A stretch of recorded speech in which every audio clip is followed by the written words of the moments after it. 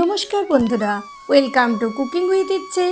আজ আমি আপনাদের সাথে আরও একটা থালি শেয়ার করব, যে থালিটা আপনারা খুব তাড়াতাড়ির মধ্যে বানিয়ে নিতে পারবেন। হঠাৎ করে যদি আপনি বাড়িতে অনেক দিন পর ফিরে আসেন তাহলেও এটা বানাতে পারবেন। বাড়িতে কেউ গেস্ট এলেও এই থালিটা বানিয়ে নিতে পারবেন। আর এই থালিটাতে মাত্র দুটো রেসিপি থাকলেও দুটোই হবে একেবারে দুর্দান্ত রেসিপি। চলুন তাহলে আমরা রেসিপি শুরু করি।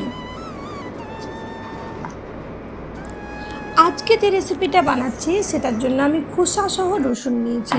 রসুনগুলো ভালো করে জলে ভিজিয়ে রাখলাম, এতে করে রসুনের মধ্যে যে খোসাটা সেটা ছাড়ানো যদি আপনি ছাড়িয়ে করবেন সেটাও সহজ হবে।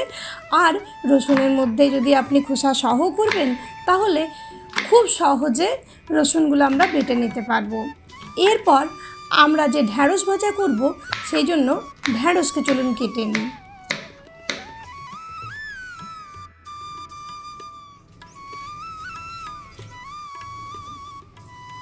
তারপর ঢ্যাঁড়সের মধ্যে নুন আর হলুদ দিয়ে ভালো করে নুন হলুদটা গায়ে মাখিয়ে ঢ্যাঁড়সটাকে ভাজতে দিয়ে তারপর শুরু করব চিকেনের প্রিপারেশন।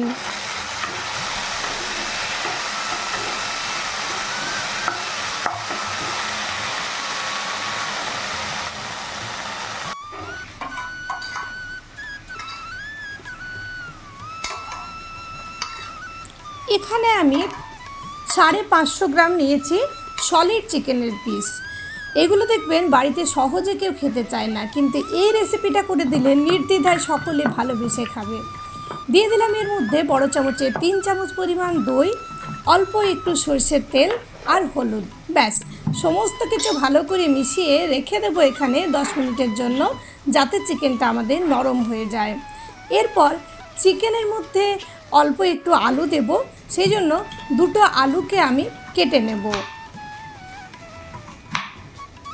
যেহেতু আমাদের চিকেনটা ম্যারিনেশন করা আছে, চিকেনটা সেদ্ধ হতে সময় লাগবে না, কিন্তু আলুটা তো ম্যারিনেশন করা নেই, তাই আলুটাকে সেই রকম অনুপাতেই আমি ছোট ছোট টুকরো করে কেটেছি, যাতে চিকেনের সাথে অবলীলা এটা সেদ্ধ হয়ে যায়।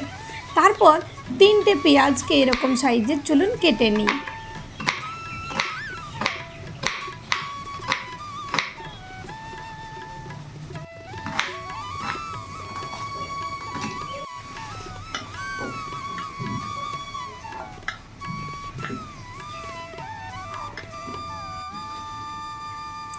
চলুন, অর্ধেক কাটাকাটি কমপ্লিট হয়ে গেছে, আর এদিকে আমার ঢ্যাঁড়সটাও খুব সুন্দরভাবে ক্রিস্পিভাবে ভাজাও হয়ে গেছে। কম আছে, এটাকে খোলা অবস্থাতেই আমি ভেজে নিলাম। এটা কিন্তু ঢাকনাটা আমি দিইনি কড়াইয়ের মধ্যে, তাহলে এটা এই ক্রিস্পি ব্যাপারটা আসতো না।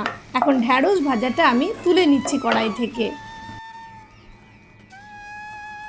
তারপর এই সেম কড়াইয়ে দিয়ে দিলাম খানিকটা সরষের তেল, আর ফ্লেভারের জন্য তেজপাতা, বড় এলাচ, দারচিনি, লবঙ্গ, ছোট এলাচ এগুলো ব্যবহার করেছি।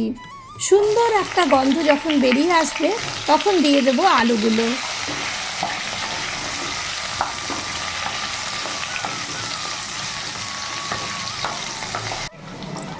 তিন 4 মিনিট মিডিয়াম ফ্লেমে ফ্রাই করে এখন এর মধ্যে দিয়ে দেবো কেটে রাখা পেঁয়াজটা।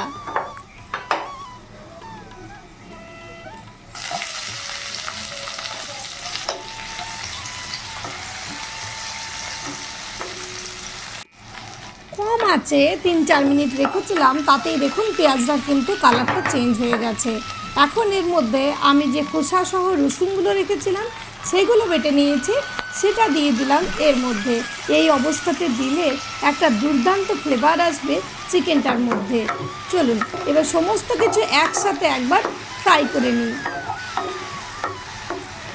এর সাথে সাথেই আমি দিয়ে দিলাম ম্যারিনেশন করে রাখা চিকেনটাকে এর মধ্যে। তারপর কম আঁচে এটাকে কষাবো। তবে এই কষানোর মধ্যেই আমি আমাদের বাড়ির যেসব মশলাগুলো একেবারে ঘরোয়া মশলা, জিরের গুঁড়ো, ধনের গুঁড়ো, হলুদ, নুন, চিনি যা যা দিই সেই সমস্ত কিছুই এর মধ্যে অ্যাড করে দেব।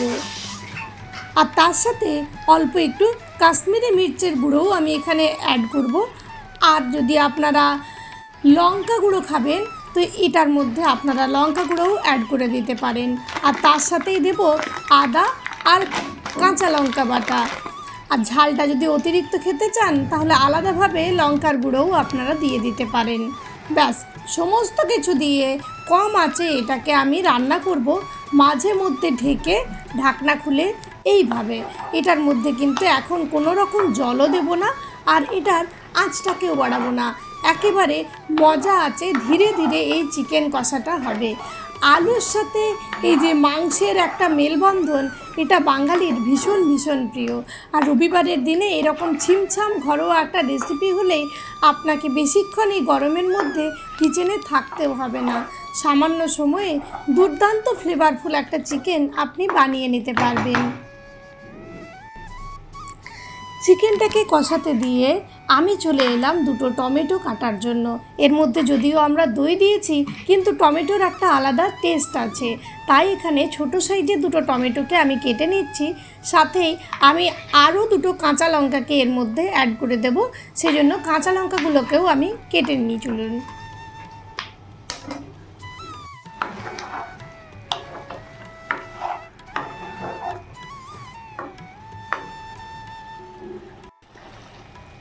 এরই মধ্যে দেখুন আমাদের চিকেনের কিন্তু জলটা একেবারেই চলে গেছে, তেল কিন্তু এর মধ্যে বেরোতে শুরু করেছে। এটাকে আমি কম আঁচে রেখেছিলাম বেশ খানিকক্ষণ। এখন এর মধ্যে দিয়ে দিচ্ছি কেটে রাখা টমেটো আর কাঁচা লঙ্কাটা। তারপর এটাকে আরও অল্প নেড়ে চেড়ে নিয়ে আরও খানিকক্ষণ কষাবো। চিকেনের আলুটা যাতে ভালোভাবে সেদ্ধ হয় সেজন্য এর মধ্যে আমি ঢাকনাটা দিয়ে দিলাম। কম আঁচে এটাকে বেশ খানিকক্ষণ রাখবো যাতে এটা কষানো হয়ে যায় আর সেদ্ধও হয়ে যায়। ততক্ষণে চলুন ভাতটাকে বসিয়ে দিই, একই সাথে দুটো কাজ হয়ে যাবে, আমাদের আর অতিরিক্ত সময় রান্নাঘরে থাকতে হবে না।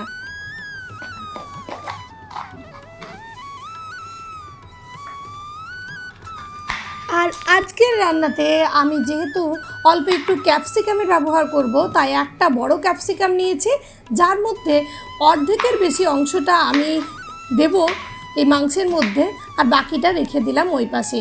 তার সাথে অল্প একটু ধনেপাতা আর ডেকোরেশনের জন্য দুটো লাল পাকা লঙ্কা নিয়েছি, যেগুলোকে মাঝ বরাবর ভালো করে চিড়ে নেব।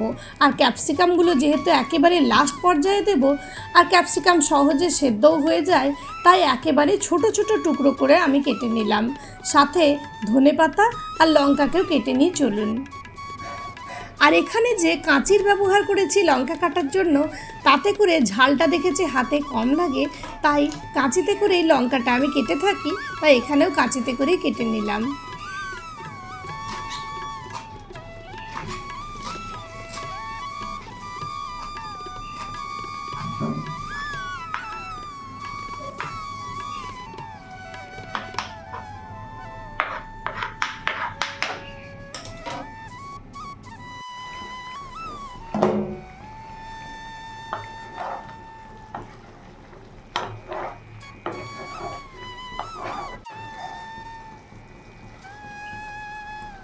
এইদিকে টমেটো থেকেও কিন্তু বেশ খানিকটা জল বেরিয়েছে।